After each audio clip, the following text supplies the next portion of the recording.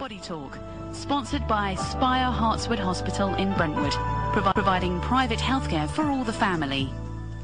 Good evening and welcome to Body Talk. Our first guest of 2010 is Mr. Al-Sabti, who's a consultant orthopaedic surgeon at Spire Hartswood Hospital, specialising in shoulder problems and injuries. He'll be talking about how keyhole surgery has revolutionised treatment for shoulder problems, the common problems and injuries that he sees, and the different approaches to treatment that are available. He'll also be announcing a new one-stop clinic at Spire Hartswood Hospital where patients can be diagnosed and start their treatment at the same visit. Good evening, Mr. Al-Sabti. How are you? I'm fine, thank you, Steve. Thank you for coming down to Phoenix 98 FM and Body Talk specifically. It's much appreciated, especially on a night like tonight. Thank you. How long have you been working as an orthopaedic surgeon? First of all, thank you for inviting me. I wish your listeners a Happy New Year. I've been working as a consultant orthopaedic surgeon for about 17 years, with particular interest in the shoulder. Right, okay. And when you first went into medicine, that sort of thing, did you aim to go into this specialism then? Yes, from early stage I was keen on surgery, and once in part of my training I started in orthopedics. I liked it, and I really was focused on it from that moment onward. Okay, and did you always want to be a surgeon? Yes, always. From a very early age? From a very early age, from a family of medical practitioners, so that was always there. Okay, and whereabouts did you train? I started my training first in medical school back in Iraq, then Egypt, then I moved to UK and did most of my training in London.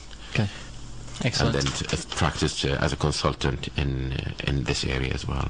Okay. One of your colleagues was on the show just before Christmas, and he explained how orthopaedics is now broken down into areas of specialisation. It seems that most consultants concentrate on one part of the body, so obviously not all bones and joints work in the same way then? That's absolutely correct. Horses for courses. It varies. I think as time passed, the era of generalist orthopaedic surgeon is probably gone. We all have our special interest, and with the advance in technology, you subsequently develop an interest in an area and you develop that further, and that is beneficial to the patient, because as you develop your experience, your expertise, you become an expert in that area, and gradually your referral pattern change, particularly when your colleagues start to refer patient to you, subsequently the GPs, and then the public want to come and see you because you have that interest. Eventually you become an expert in that and less experienced in others. Sure, okay. And how did you develop your expertise in treating shoulder problems? I was lucky. I started my training at a time when shoulder surgery, and particularly arthroscopy, was just starting. I had an interest in sport injuries particularly, and at that time one of my colleagues drew my attention to what about shoulder arthroscopy, and I was astonished about it. I followed that advice, and I developed an interest in it by following surgeons in the States and in France in particular, where this particular surgery was more advanced than the UK at the time. There were very few surgeons in the UK that did that, and gradually developed that interest. Initially we were told we were experimental surgeons, but subsequently, as proven before in the knee, shoulder arthroscopy enjoyed an explosion of interest worldwide, and interest developed and technology caught up, and hence we're here now. Right, okay. Shoulder arthroscopy, what exactly is that? It means keyhole surgery. It means accessing the joint and carrying out surgery through minor, minimally invasive technique, which leave most of the tissues intact. Sure. And give you a higher definition because of the keyhole. You see it through a television monitor, which is about 20 times magnification, and that is more accurate. Okay, and less invasive means quicker recuperation time. 100%, and also less damage to the tissue. If you imagine opening the shoulder, it's a deep-seated joint. You're going to go through a lot of muscles, such as the deltoid, which is very essential, and you eventually weaken it if you do that. Okay. Whereas the keyhole surgery have the advantage of keeping that intact. Right, fantastic. I haven't really thought about this before, but I guess the shoulder joint is potentially one of the most flexible joints and has a wide range of movement when it's working well. Yes, that's very correct. It has a unique anatomical structure and design which allow movement. It is the most mobile joint in the body.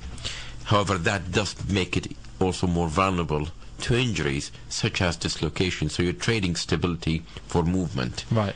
And that's why it is susceptible to dislocation. So essentially the fact that it is so mobile means that it is more delicate is not quite the right word, but it's more there's more potential for more potential for dislocation, because the bony restraints are very little. It's all relying on soft tissue and tendons and ligaments, and that makes it mobile but vulnerable to dislocation. Our guest tonight on Body Talk is Mr. Ali Al-Sabti, who is just one of the consultant orthopaedic surgeons at Spire Hartswood Hospital here in Brentwood. Body Talk, sponsored by Spire Hartswood Hospital in Brentwood, your local private hospital. You're listening to Body Talk here on Phoenix 98 FM in association with Spire Hartswood Hospital, and our guest tonight, the first guest of 2010, is Mr. Ali Al-Sabti, who's one of the consultant orthopaedic surgeons up at Spire, just up the road from us here at Phoenix 98 FM. Welcome back to the show, Mr. Al-Sabti. Thank you. We're talking about shoulders. Are there ways that we can look after our shoulders to keep them fit and flexible? Because you mentioned a minute ago that they're slightly vulnerable as a joint. Is there anything we can do to look after them? Yes. For the athletes, obviously the training is important, and that should be prior to any contact sport, obviously, but also to keep them supervised by a physiotherapist to show them exactly how to look after their shoulder. For every day-to-day, posture is one of the most important issue for all of us, and we all tend to take poor posture. In addition to the DIY enthusiast working at home, such as doing ceiling painting, etc., that will make the shoulder ache and will make it painful. Right, okay. We were talking while the records were playing. Sometimes when I stretch my shoulders or stretch out, you know, push my arms back and that, it feels like the shoulder's actually creaking, just feels like it's creaking inside. Is that a common fault, problem? It's not necessarily a fault or problem. It's a common complaint. As long as there's no pain with it, it's not an issue. Yeah. If there is pain, pain is a warning sign which we need to take note of, and we need to investigate as why this is happening. Sure. Okie dokie. I know that we're talking about your keyhole surgery, the arthroscopic surgery that we mentioned earlier. Is there such a thing as a shoulder replacement yet? Because we were talking to one of your colleagues the other day who was doing knee replacements. Yes. So there is a shoulder replacement. Yes, shoulder replacement has been in use for some time now, and has also enjoyed, like other shoulder practice, an explosion in interest, and has developed further from half a replacement initially started by Professor Neer from America, and gradually became more and more popular here. And recently we've been using surface replacement, just like it happened in the hip. It is now in the shoulder with a very good result. Right. And again, this is done through a minimally invasive approach. Okay, and how long could you expect a replacement shoulder to last?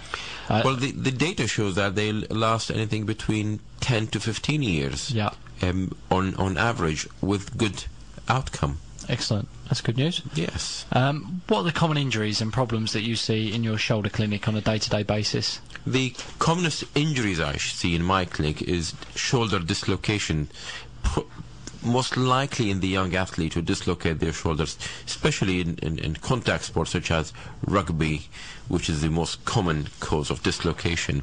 Whereas before this used to be treated initially conservatively, now the high demand patient may require something done more frequently than before. Yeah.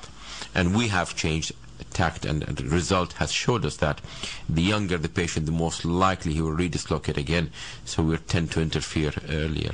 As to problems, the commonest problem is what's called impingement syndrome, or a painful arc where the arm hurts when you lift your arm above your shoulder level. That's probably constitutes about 60% of my shoulder work. Right, okay. And what causes that problem? It's a multifactorial problem. It's caused by posture, repetitive movement, such as overhead movement, injuries, sport, age, degenerative changes. All these tend to cause one problem, which is called impingement syndrome, which is a painful arc, and that is one of the commonest shoulder problems. Right, okay. Are there modern lifestyle factors that affect the shoulder? There's a patient that reckoned her frozen shoulder was caused by overuse of the mouse on the PC. Does modern lifestyle affect it? It does. It's mainly due to posture, which is the main problem.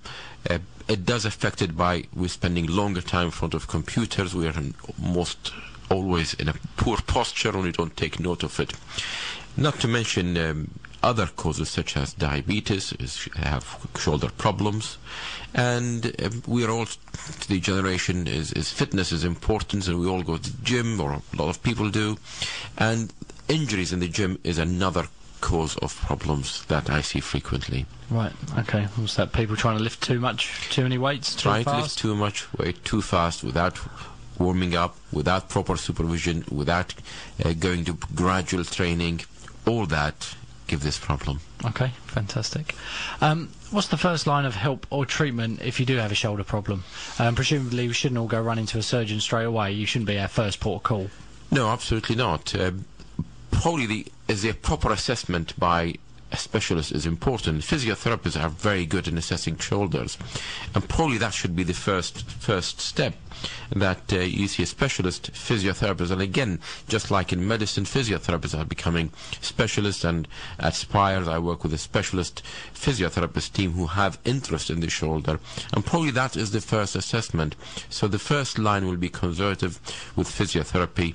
If that doesn't resolve the problem, then an assessment by a consultant shoulder surgeon is essential.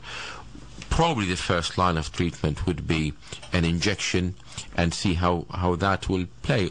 Obviously, importantly is to get the proper investigation, proper diagnosis prior to any intervention. Okay, so would surgery be not the last possible resort, but surgery would be...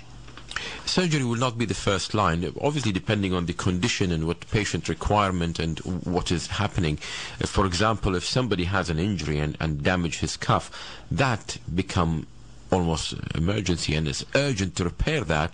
This is different from somebody who has pain in the shoulder for a year, where we will try to amend that, try to improve things by changing the posture, by injection. The physiotherapist will work on his rotator cuff. If that fails, then the answer is surgery. Right. Okay. I was going to say, what other factors, what do you take into account, when you're considering a patient for surgery? What things are you looking for? At what point do you say, yes, we're going to operate? I take a holistic view of the patient requirement and of the patient expectation, age, work. All that has to be taken into consideration, and on careful assessment one has to make up a decision that is suitable for that particular patient. So it's not one treatment for all. It depends on the patient, what they have and their expectations.